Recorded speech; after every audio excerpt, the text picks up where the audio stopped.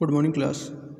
ये आपका unit second है और पेपर 1 डिजास्टर मैनेजमेंट है, जिसमें यूनिट सेकंड में मैंने disaster in India causes, impact, distribution and mapping कल की डेट में मैंने ये क्लास ली थी और इसके बारे में बताया था और उसका पीडीएफ नोट्स भी ग्रुप में सेंड किया था।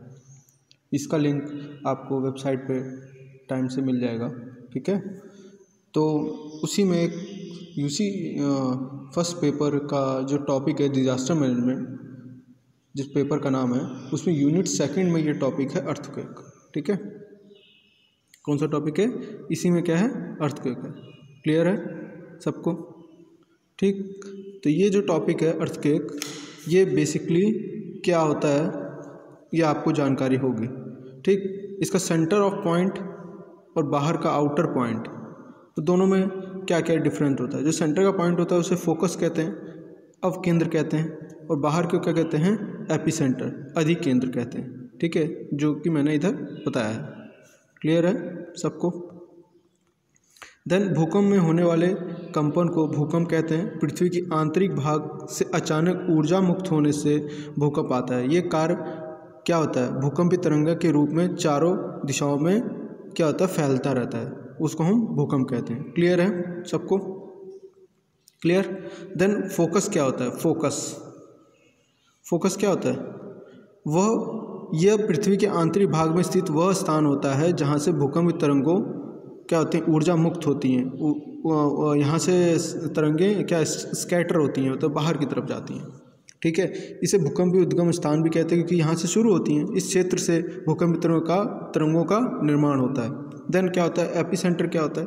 कि दोनों चीज़ों को मैं इसलिए डिफाइन कर रहा हूँ ताकि समझ आ जाए कि इसका मतलब क्या होता है। क्वेश्चन इसी तरीके से पूछा जाएगा कि एपिसेंटर क्या होता है, ठीक है, अवकेंद्र क्या होता है, अवकेंद्र एपिसेंटर फोकस, दोनों में डिफरेंस क्या होता है। क्लियर है? तो एपिसेंटर क्या होता है?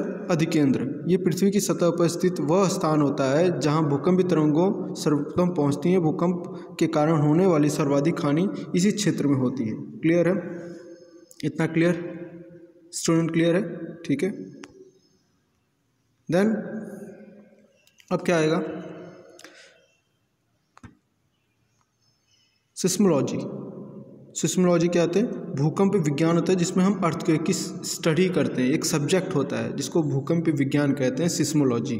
क्लियर। देन उसके बाद होता है सिस्मोग्राफ। भूकंपी तरंगों को मापने वाले यंत्र को क्या कहते हैं? सिस्मोग्राफ। क्लियर?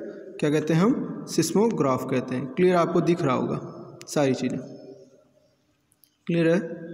देन अब क्या क्वेश्चन पुट अप होता है कि भूकंपी तरंगें कितने टाइप की होती हैं, ठीक है। भूकंपी तरंगें क्या होती हैं? कितने टाइप की होती हैं? एक होती हैं भूगर्भिक तरंगें, ठीक, और एक होती है धरातलीय तरंगें, ठीक है।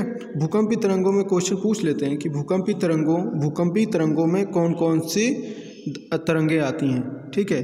कुछ वो ऑप्शन हो जाएगा L wave, S wave, P wave, ये सब क्या है? तरंगें। क्लियर।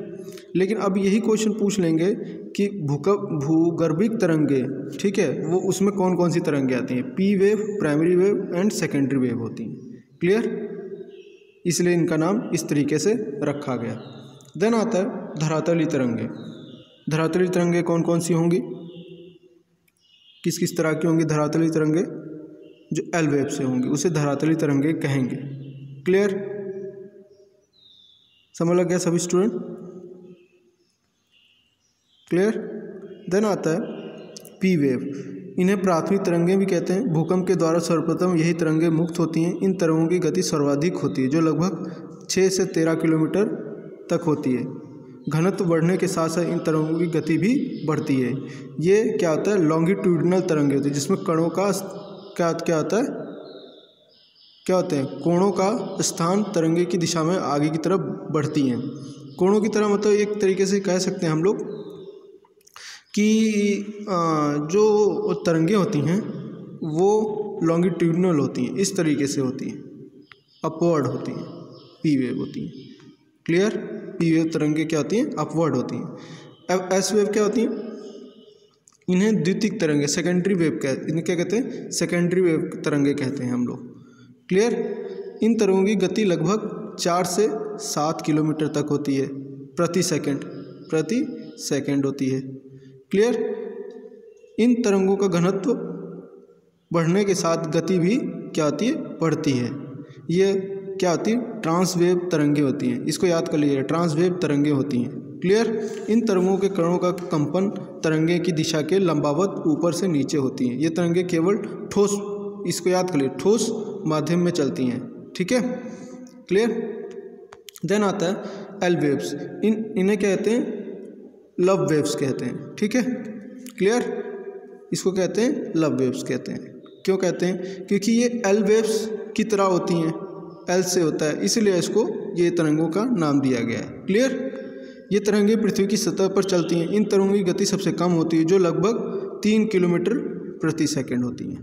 ठीक है, ये तरंगें सर्वाधिक विनाशकारी होती हैं तथा विस्तृत क्षेत्र में जाती हैं। क्लियर, समझ लग गया इतना ही। क्लियर। भूकंपीय तरंगों का छाया क्षेत्र, इसको याद करने की जरूरत नहीं है, ये आपको ऑप्शनल है कि आपको किस तरह से इसको पढ़ना है ना स्टूडेंट, ध्यान दीजिएगा।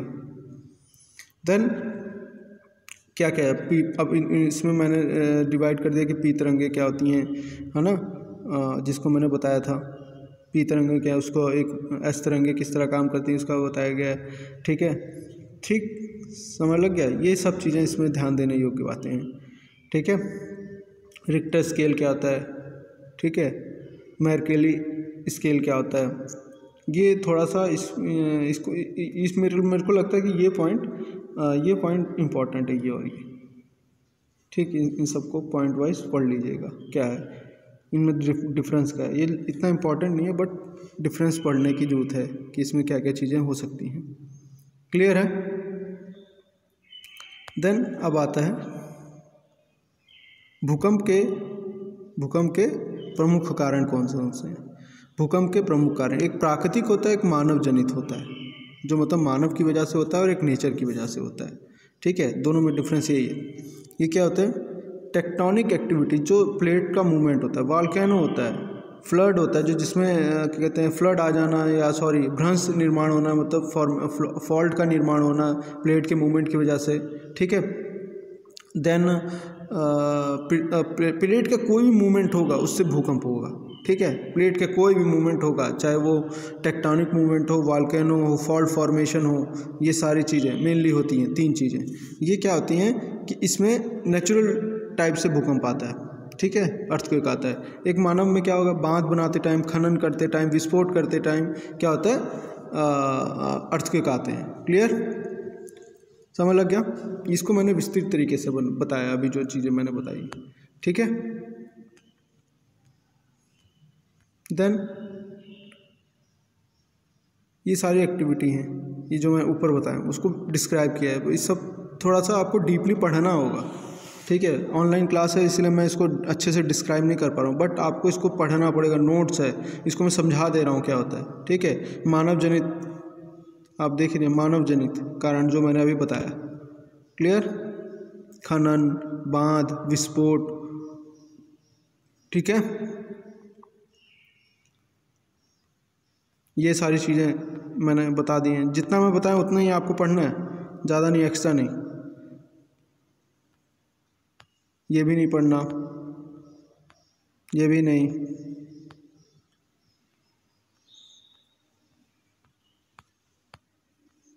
ये इंडिया में, भारत में भूकंपीय क्षेत्र, भारत में भूकंपीय क्षेत्र। अब देखिए मैंने इसको डिवाइड किया है भारत में किस तरह से। ठीक है, जोन 5 में कौन कौन से हैं, जोन 4 में कौन कौन से हैं, जोन 3 में कौन कौन से हैं, 2 में कौन कौन से जोन, ये सब में मैंने एक मैप में बताने की कोशिश किया गया। क्लियर, क्लियर है सभी स्टूडेंट। हर जोन के बारे में विशेषता बता के रखी है मैंने। अगर किसी को भी कन्फ्यूजन हो तो मुझे पूछ सकता है जब ऑफलाइन क्लासेस होंगी। इसके क्वेश्चन इसी में हैं, क्वेश्चन भी बना के मैं दे दूँगा जिस तरह के इसमें क्वेश्चन पूछा गया। ठीक है, ये सारी चीज़ें क्वेश्चन भी है इसमें। सभी स्टूडेंट क्लियर है, क्लियर है, ओके।